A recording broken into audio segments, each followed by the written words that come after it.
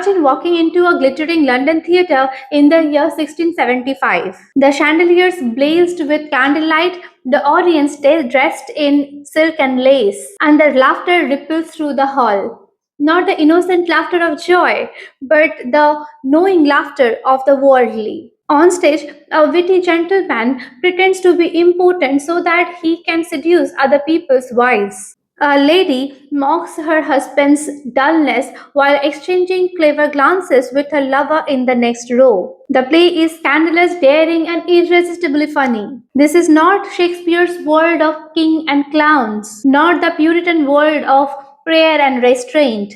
This is Restoration England, and this precisely is the comedy of manners. Hello everyone, welcome back to my channel. I hope you're all doing well. Welcome to another episode of UGC Net Preparation. I am Dr. Riya and I will be your instructor. So without further ado, let us begin. The Restoration period begins in the year 1660, when Charles II comes back to English throne after 20 years of Puritan rule in England. The theatre, which had been closed under the strict moral rules of the Puritan, is reopened with great enthusiasm. Charles himself spent his life in the court of France, at the court of Louis XIV, where art, fashion, and the sensual pleasures are cultivated at the highest form of sophistication. When he came back to England, he brought with him a taste in elegance, sophistication, wit, and the worldly. The Restoration, therefore, was not only a political event, it is a cultural rebirth, a deliberate rejection of Puritan austerity in favor of wit, elegance, fashion, and art. Out of this atmosphere arose a new kind of comedy, the comedy of manners. It was unlike anything the English stage had ever seen before. Instead of kings, clowns, and the country folk, the comedies depicted the fashionable men and women of English courtly society. Its theme was love, marriage, adultery, and deception, not as moral problem but as social game. Its weapon was wit, and its aim was to expose the absurdity and the hypocrisy of the polite society. The comedy of manners, as its name suggested, does not deal with the moral values. Rather, it deals with the manners, the codes of behavior, the subtleties of conversation, the rituals of flirtation, and the deception that define the upper class. The emphasis is not on how people feel, but on how people behave.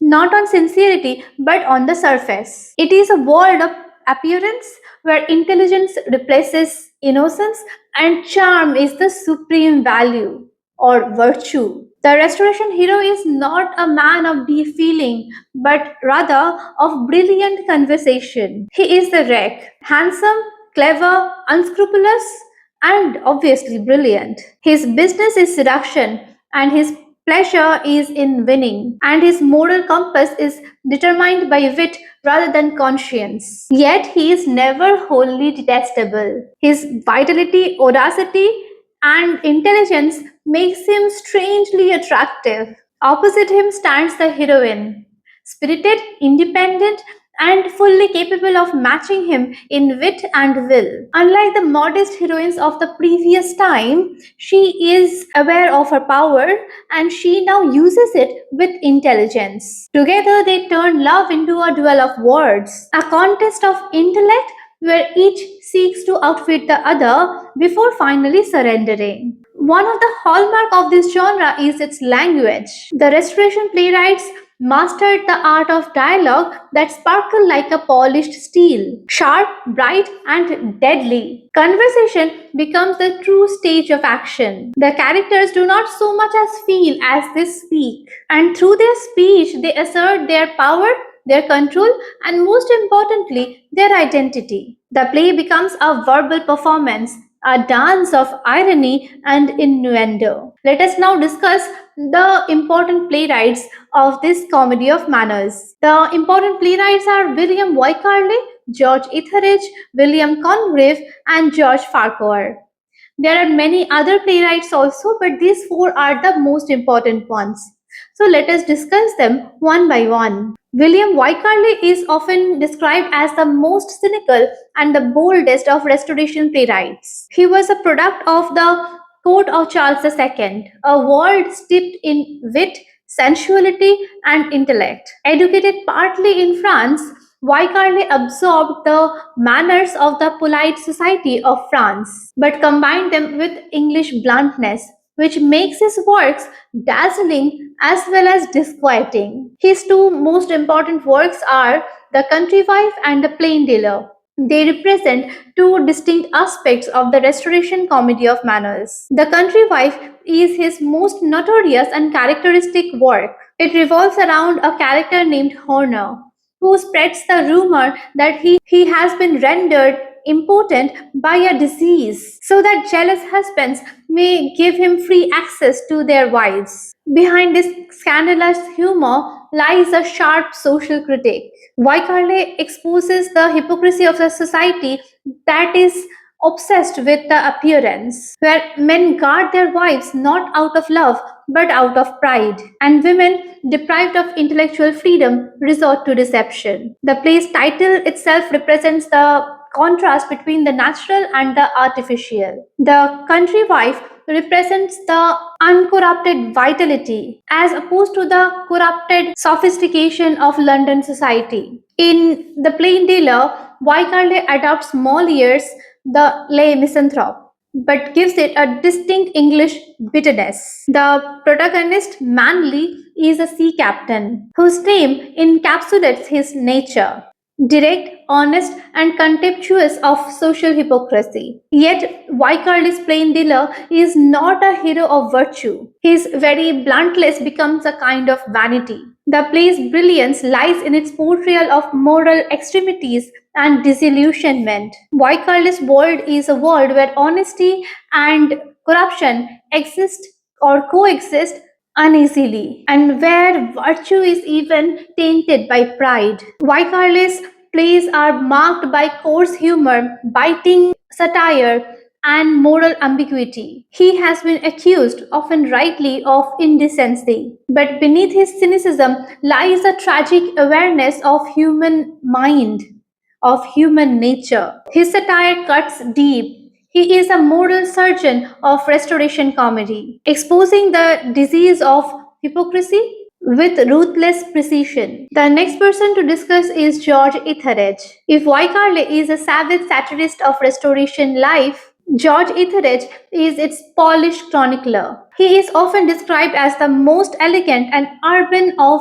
restoration dramatists. A gentleman of fashion himself, Etherege wrote fewer plays than his contemporaries, but his influence was profound. His three major plays are The Comical Revenge, She Would If She Could, and The Man of Mode. The Man of Mode, or Sir Fopling Flutter, is his masterpiece and often the purest example of the comedy of manners. The play centers on two contrasted figures, Dorimant, the rake hero, and Sir Fopling Flutter, the self conscious man of fashion.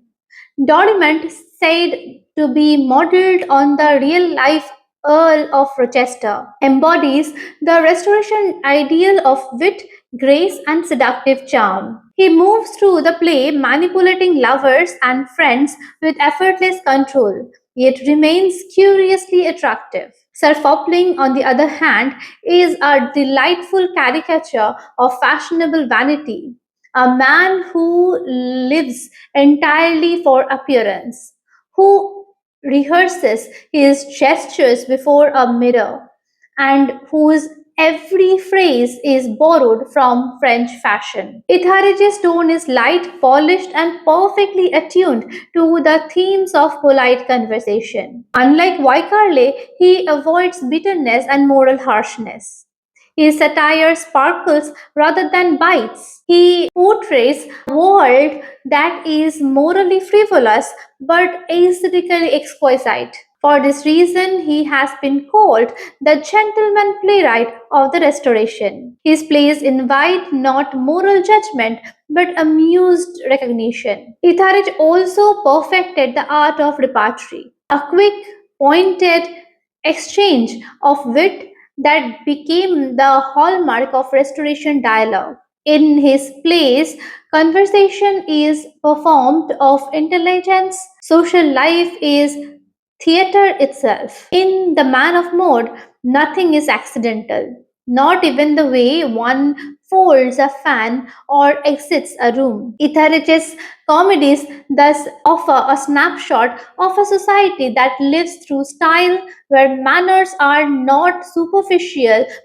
but constitutive of identity. Let us now talk about William Congreve. William Congreve represents the Restoration comedy at its height of refinement and self awareness. If Wycherley was a bold realist and Etherege was a graceful stylist, Congreve was a consummate craftsman, the dramatist who brought moral balance, structural precision, and literary bluntness to this genre. Educated in Trinity College, Dublin, and later associated with Dryden and a leading literary figure of this time, Congreve possessed both wit and intellect in equal measure. His four comedies are The Old Bachelor, The Double Dealer, Love for Love, and The Way of the World. They trace a clear development in tone and maturity. The Way of the World is generally considered his masterpiece and the culmination of the entire Restoration tragedy. It takes the familiar theme of love, marriage, and intrigue, but treats them with psychological subtlety and emotional intelligence. The famous proviso scene between Mirabel and Milamont, where the lovers negotiate the terms of their marriage, encapsulates the essence of Restoration wit, rational, poised, and self conscious. Millamore, with her blend of charm and independence, anticipates the modern women. Mirabel represents reason and restraint. Together, they embody Congreve's moral vision that love, to be successful, must be governed by intelligence and mutual respect, not passion or hypocrisy. Unlike Wycherley's cynicism or Etherege's detachment, Congreve's tone is human and balanced. He sees folly clearly but without cruelty. His satire is gentle, his humor urbane, and his prose among the most graceful in English drama. His characters are still witty and worldly, but they are also recognizably human. The Way of the World also marks the end of Restoration spirit. By 1700, public taste was shifting towards sentimentality, and intellectual wit of Congreve was beginning to seem cold to audience who wanted moral warmth. Yet, in retrospect, Congreve's artistry represents the finest flowering of the comedy of manners. Its intelligence, structure, and linguistic beauty unsurpassed. With George Farquhar, the Restoration comedy enters its final transitional phase, moving from cynical brilliance to a more human and emotionally grounded vision. Farquhar was an Irishman, a soldier, and a man of practical experience, which gives his writing a warmth and vitality lacking in many of his predecessors. His most famous plays, The Recruiting Officer, The Buse Stratagem, retain the energy and wit of Restoration comedy but add a note of sincerity. Farquhar's heroes are less rakish and more romantic.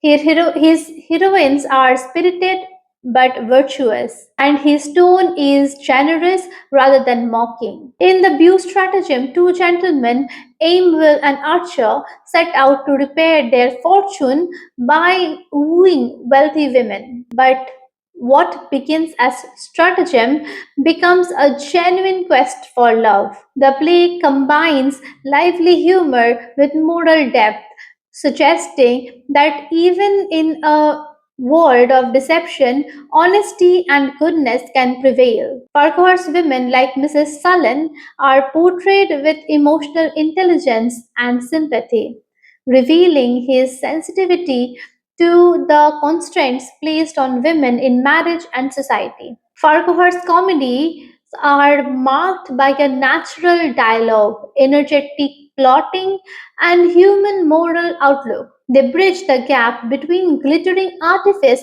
of restoration comedy and emerging sentimental comedies of the 18th century. Tragically, Farquhar died young, at just 30, but his plays left a lasting influence. He represents the restoration spirit, mellowed by feeling, wit softened by warmth. What is fascinating about Restoration comedy is how it reflects its age. The Restoration Court was a society recovering from repression, intoxicated by freedom, and obsessed with pleasure. It was a world of masks, both literal and metaphorical, where everyone performed a part, and success depends on charm and cleverness. The theatre therefore became an extent of social life, and social life in turn became theatrical. But this very quality drew moral outrage. Jeremy Collier's A Short View on the Immorality and Profaneness of English Stage condemned these plays for their indecency and lack of moral depth. His attack marked the beginning of the ending of Restoration comedy. The 18th century, with its growing middle class sensibility, preferred sentiment to satire, morality to wit. The rakish hero gave way to virtuous gentleman. Laughter became moral instruction. Yet, even the genre declined, its influence remained. Indeed, the Restoration comedy of manners never truly disappeared. Its spirit re-emerged in the witty social comedies of Oscar Wilde, in the ironies of Jane Austen, and in the urban dialogue of modern romantic plays or films. The sparkling repertory of The Importance of Being Earnest, or the verbal duet between Elizabeth Bennet and Mr. Darcy in Pride and Prejudice, owe much to the Restoration Theatre. Even today, when we watch sophisticated social satire, whether in film, television, or theater, we are, in a sense, watching modern restoration comedy. To conclude, restoration comedy is not merely a product of its time, it is a timeless commentary on human behavior. Beneath its wit and scandal lies a profound understanding into the performance of social life. It shows us that society at every age is a theater of appearance, where words are weapon, love is a negotiation, and intelligence is the only true virtue. The restoration dramatists may have laughed at their world, but in doing so, they taught us to recognize our own masks, our own vanities, and our own dance between sincerity and deception. So that was my lecture on restoration comedy of manners. I hope this was helpful. For more videos like this, keep an eye on my channel, and thank you for watching so far. Bye bye.